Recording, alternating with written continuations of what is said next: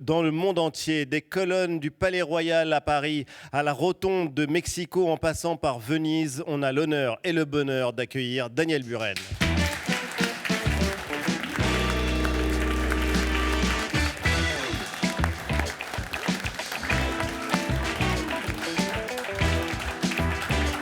Bonjour Daniel Buren. Maître. Installez-vous. Merci infiniment d'être avec nous ce soir. C'est un honneur de passer cette heure ensemble. Vous êtes devenu un monument vous-même. On peut dire ça ? Non. Non. Pourquoi pas ? Ah bon, on peut dire ce qu'on veut d'ailleurs, mais non, je pense pas. Mais c'est vrai que vous avez gardé cette malice, cet esprit de liberté dont on va parler et qu'on va découvrir tout au long de l'émission. Première question, elle est rituelle, on la pose à tous nos invités. Daniel Buren, qu'est-ce que l'art apporte à votre vie ? C'est une question très simple. D'abord, j'ai un problème avec le terme. C'est un problème que je charrie depuis des dizaines et des dizaines d'années. J'emploie rarement, sauf erreur, le terme art. Et je pense qu'il est très difficile à utiliser puisque je ne sais pas exactement ce qu'il recouvre. Vous ne savez pas ce qu'est l'art. Vous ne sauriez pas définir ce qu'est l'art. Très difficilement. Et en tout cas, dans les choses qui se font, je pense que c'est presque souvent outrancier de parler d'art. Donc c'est peut-être parce que je me fais une idée de l'art qui est assez peu souvent atteinte, mais je l'utilise très rarement. Alors qu'est-ce que vous faites précisément si vous ne faites pas de l'art, Daniel Buren ? Je trouve des périphrases. Oui. Et par exemple, si je parle d'une chose que j'ai faite, je vais dire le travail qui est fait ici, etc., etc. Vous n'allez pas dire une œuvre ? Jamais. Et jamais dire non plus c'est de l'art. Mais pourtant, quand vous disiez tout à l'heure que c'est très rarement qu'on atteint ce qu'est l'art, il y a un peintre pour vous, c'est un peintre italien du XVe siècle, Uccello. Uccello qui a peint des scènes de bataille extraordinaires. Pourquoi ce peintre-là, c'est une référence pour vous ? Il y a beaucoup de raisons. Il y a la fameuse bataille de San Romano qu'il a transcrite. Était un énorme tableau et en fait c'était un triptyque.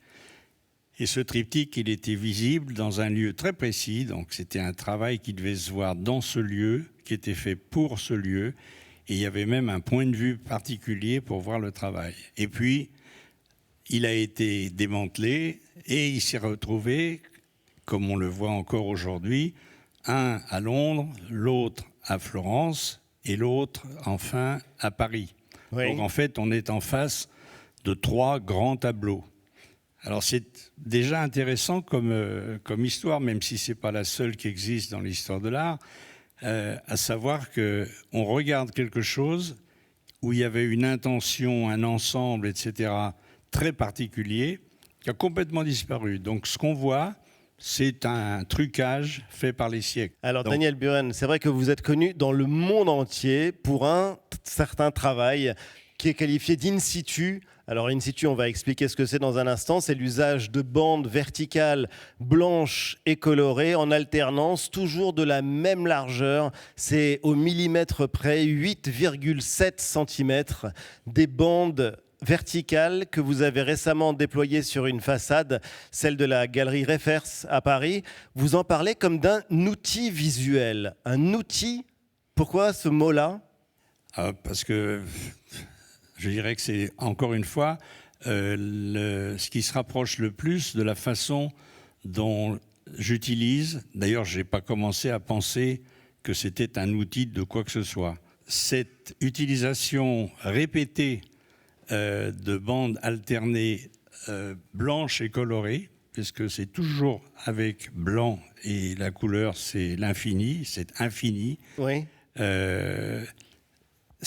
Ça n'existe qu'une fois vu. Et c'est donc visuellement quelque chose qui permet non seulement de voir cet outil, mais de voir tout ce qu'il y a autour. Et c'est ça qui est le plus intéressant. C'est ça qui est génial, c'est que vous dites que vous ne peignez pas quelque chose, mais que vous montrez des lieux avec ces bandes verticales ou ces bandes en alternance. Il y a deux choses qui ne changent jamais, la présence de la bande blanche et la largeur de la bande, c'est 8,7 cm. Toujours, et depuis vos débuts. Racontez-nous l'histoire, c'est depuis qu'en 1965, vous vous baladiez dans un marché à Paris.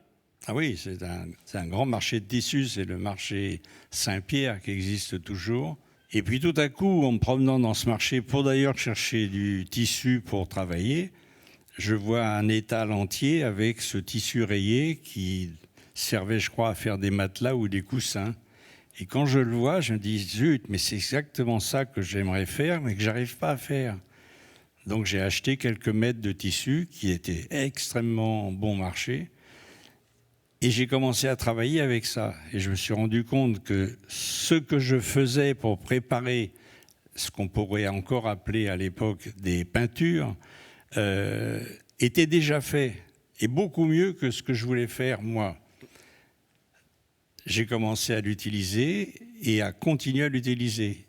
Et puis après, j'ai décidé de quitter l'atelier. Et vous êtes sorti notamment dans la rue. Mais ça veut dire quoi? C'est que mes tissus, mes trucs comme de la peinture ou avec de la peinture devenaient complètement grotesques. Donc il fallait faire quelque chose d'autre, adapté à ce lieu qui est plus, disons même quand ce n'est pas le cas, confortable, vous êtes tout seul, vous travaillez, personne ne regarde, etc., etc.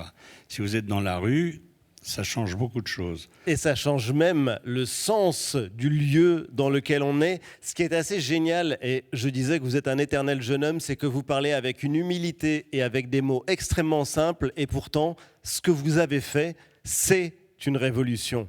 Et d'ailleurs, vos critiques ne s'en sont jamais cachées. Quand vous avez installé les colonnes de Buren, par exemple, à Paris, on ne va pas revenir sur la polémique. Aujourd'hui, ça fait partie intégrante de l'âme de la capitale. C'est la meilleure réponse aux critiques ? Je ne sais pas ce que disent les critiques. Ils vous ont insulté, ils vous ont voué aux gémonies. Vous étiez l'incarnation du démon ou du diable. Je ne comprends pas, on fait des bites d'amarrage comme ça, on va pas amarrer des chalands, là, je ne comprends pas. C'est très fâcheux pour M. Buren. C'est de l'argent foutu en l'air. Ce qui est grave, c'est ce que nous livrons quand même à ceux qui vont venir derrière nous. Oui, mais comment est-ce que vous avez réagi? Vous n'avez pas réagi avec indifférence à l'époque, Daniel Buren? Non, au départ, si. Au départ parce que j'avais la naïveté, parce que j'ai compris que c'était vraiment très naïf. Je pensais que comme c'était la première fois, j'avais aucune expérience de ça, que le travail avait été choisi par l'État, en fait. C'était une œuvre, devant le ministère de la Culture. Voilà. Que j'étais protégé, donc on pouvait dire ce qu'on voulait, la chose n'existait pas.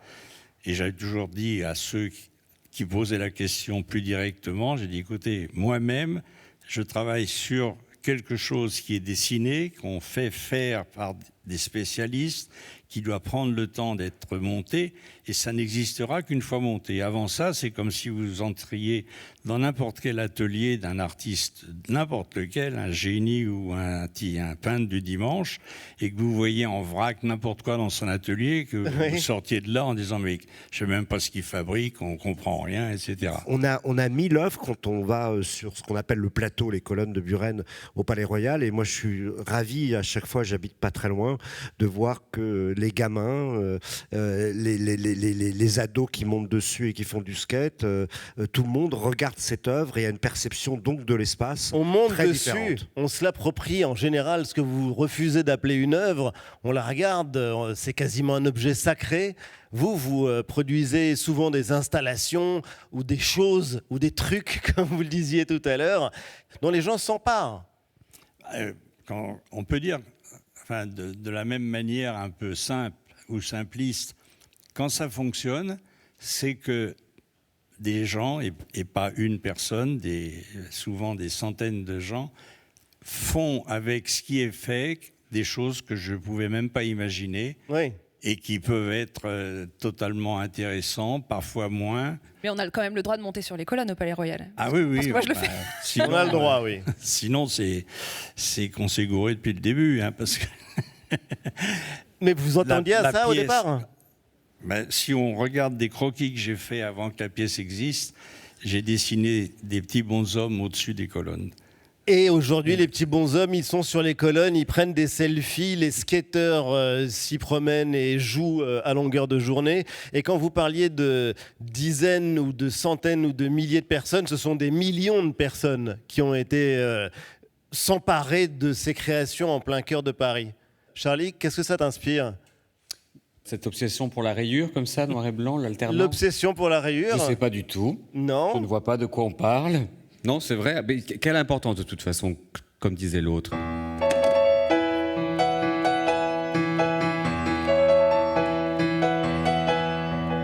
Et quelle importance que tu sois noir ou blanc. Bravo.